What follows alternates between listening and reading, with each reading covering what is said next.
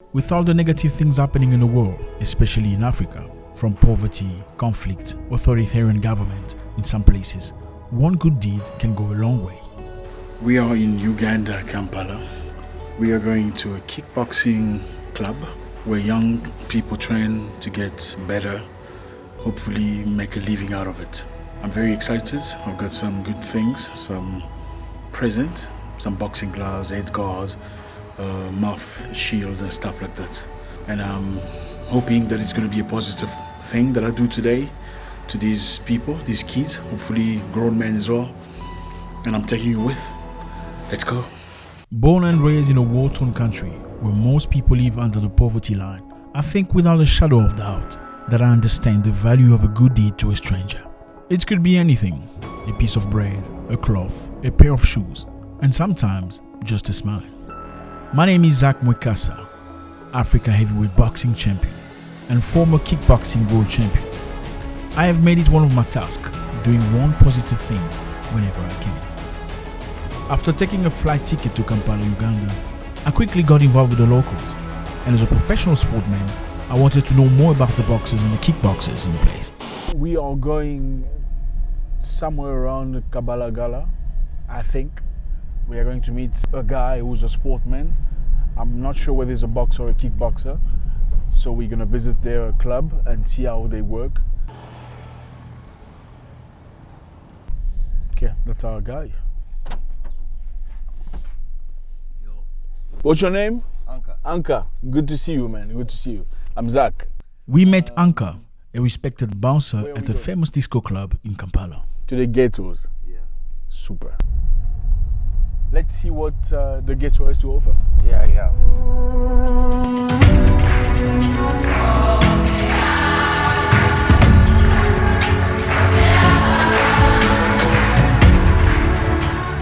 I introduce you to some fighters, though this is not the place we are going to. No problem. We are going to walk. All right. So we are going to just walk there.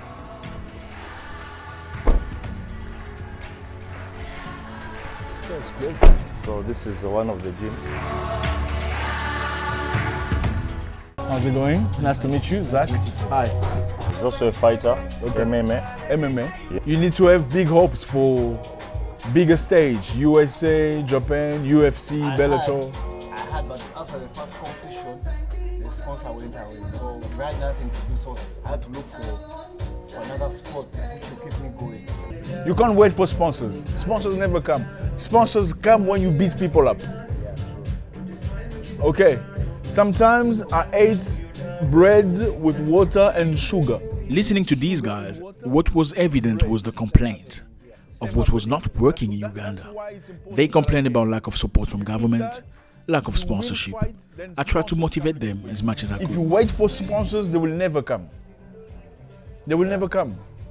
Sponsors come, they want to attach themselves to name that something that's already shining. Okay, they're not willing to build you up. They don't want to do that. If they have a choice between someone that's shining and you, they will choose someone that's shining. So you must shine with the little that you have. This guy's an MMA guy. He's a big MMA guy. You see how people are screaming. It's a crowd, man. And the problem with this guy is saying no African man can beat him. That's what it is. That's what he said, yeah. He said no African man can beat him. And I was a bit scared because he's American. You know, the first time you're fighting an American. What was evident to my eyes was that most of these guys were not training to fight in a professional ring. They were training to get in shape and perhaps get an opportunity to work at a nightclub as a bouncer. But who can blame them in a place where so little opportunities in sport? One has to earn cash and make a living. I'm happy, I'm glad. You know, keep it up, keep training, keep pushing. And also, one more thing, don't look at Uganda. Don't just say, okay, I'm the champion in Uganda. No. The next thing in your mind should be, I must be the champion of Africa. Then I must be the champion of the world. You will never progress if in your mind you only have Uganda as a comparison. If you say, I'm the best here. Okay, you can be the biggest fish in a small pond. But who are you in the big pond? In the sea or in a river? That's what you must see. We were going to the ghetto, as they called it. Home to numerous feared, uncontrolled individuals. Most of these guys, we can train over 100 people, Yes, but only 10 people are going to compete. absolutely. So some people don't want to go to the ring. They just want to go. They just want to train. They just want to train. just So to these look are the strong. guys who are being tempted to become criminals, you know? Oh, very narrow places. Huh? Yeah. So this gym Yeah. is basically kickboxing, but in the ghetto. Okay, this is Chisugu slum. Not sure what to expect. You can see this small space is where it's done. Gambach. Yeah. You see? Small space is where it's done. You can see the bag. Bonjour. As we got to the club, it was empty. None of the slum fighters was available. But I met Master Badru Tulage, an experienced black belt in Taekwondo that coaches kickboxers and MMA guys. I resigned, began a project. When you stand to fight with someone, you stand, you engage the distance, you fake. You don't just come and attack, maybe he knock you down, but you have to calculate your distance. You fake before you attack. Now, how can you transfer that entire knowledge into your practical life? Whenever I do my programs, I go and teach martial arts seminars all over, like most Taekwondo. But I combine 100%. The 50 is the physical part, then the 50 is this mental. We focus on a book. He is trying his best to invest both mentally and physically in this community. You want to focus also on the intellectual, mental aspect of things of the youth and the fighters. By the time you leave my academy, you leave my system, you're a full package, holistically, as a person. I'm from a ghetto, the other side of Chibuli, that's where I grew up from. And I've been in the sport. I came on the national team when I was 13 years old. I've represented Uganda all over this world in so many tournaments. I've tried 4 Olympic qualifiers and I didn't make it. A vision came up of using martial art as a vessel to outreach to different communities. I had chances to go to Europe, to go to America and have a good life when I'm teaching there martial art, but I decided to stay home and change my community. We're here at Chisugu, and we're at the gym where people train, but unfortunately the fighters are not here, so we came at the wrong time, and we're trying to organize to get them to come. I understand it's not easy to bring somebody back from the activity to meet some guy that they don't know, never heard of probably, but we're hoping that they're gonna be here and we're gonna do something together. In the meantime, I'm watching this gentleman whose name is Lumuna Josiah. Numuna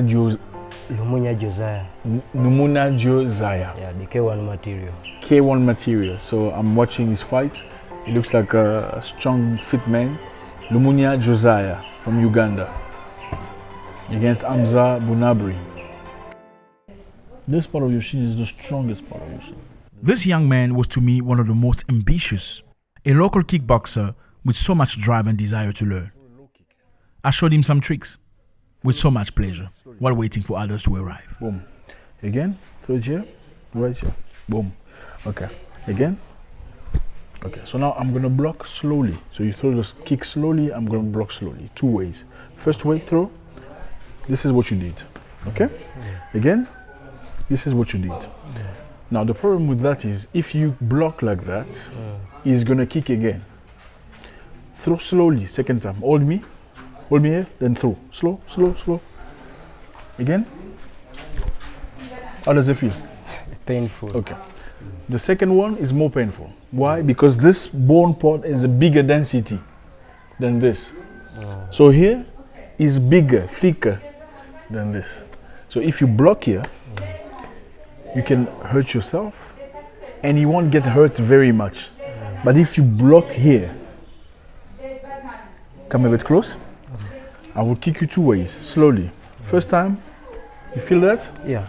First time, you feel that? Yeah. Second time, feel that? Yeah. What's different? The other one is too heavy. Which one is heavy? The second The second one is heavy. Yeah. So when you kick, I know in Muay Thai, sometimes, especially low kicks, sometimes they click here in Muay Thai. In Dutch style, they kick like this. Great people don't waste opportunities to learn valuable lessons from most experienced guys. So try to refine your style into bringing in the best of everything. And they came one by one.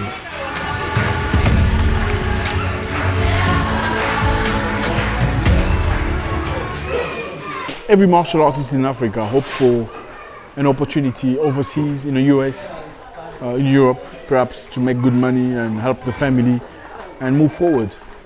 It's not just about being strong, it's also about providing for the family. They look strong, young, ready, and they worked hard. So all of these guys that you're seeing here today have dreams, hoping that one day there will be that guy that everybody sees on TV. So we have mouthpiece, it's not enough for everybody, but for now, it's gonna be okay. When I started, like you guys, some of the guys that I trained with didn't have mouthpiece. They would box and fight, remove the mouthpiece, wash it, then give the next person. He wears it, then fight. It's not hygienic, it's not good, but I understand what it is. I understand what is it like not having gloves, not having bandages, not having equipment. But this should not stop you from having a dream. 3, 4, 5, 6, 7. If you're protecting yourself, you are protecting yourself from good things life has to offer. If you're scared to be hurt, you are scaring away your blessings. Maybe this is the only thing God gave you. How do you know that?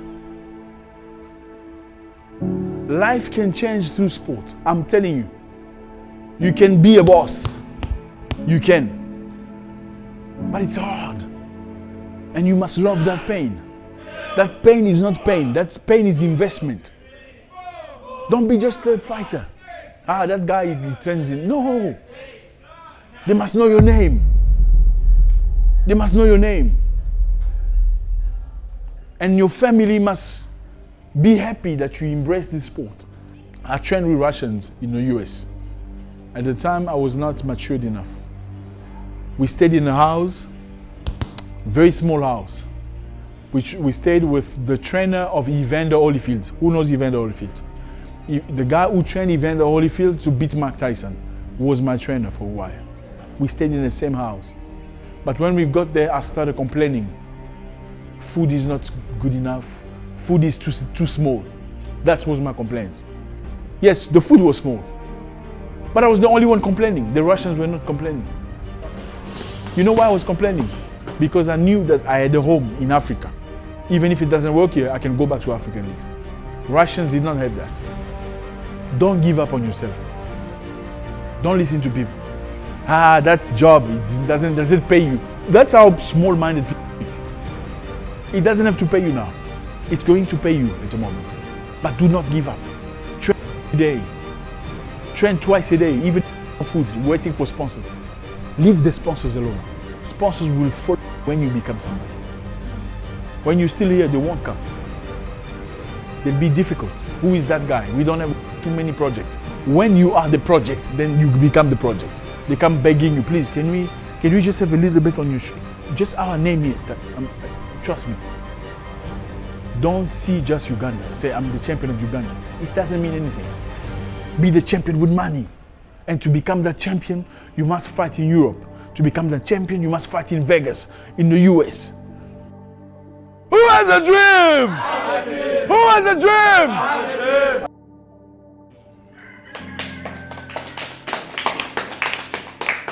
My name is Lwega Ahmed Ali, training from Lee Taekwondo Club. Bulmunya Josiah, the K1 material. Today I'm happy to have trained with one of the greatest kickboxers of glory, kickboxing championships. I think we need to have him another day because we are going to lose him because the mere time he has been with us, we have learned 100 times. I'm glad that I've got some good techniques from him and the opportunity to share what he has. He has taught us knowledge about lifestyle. We also want to be like him. My dream is to become a world champion like my friend Zack. That's the dream I have.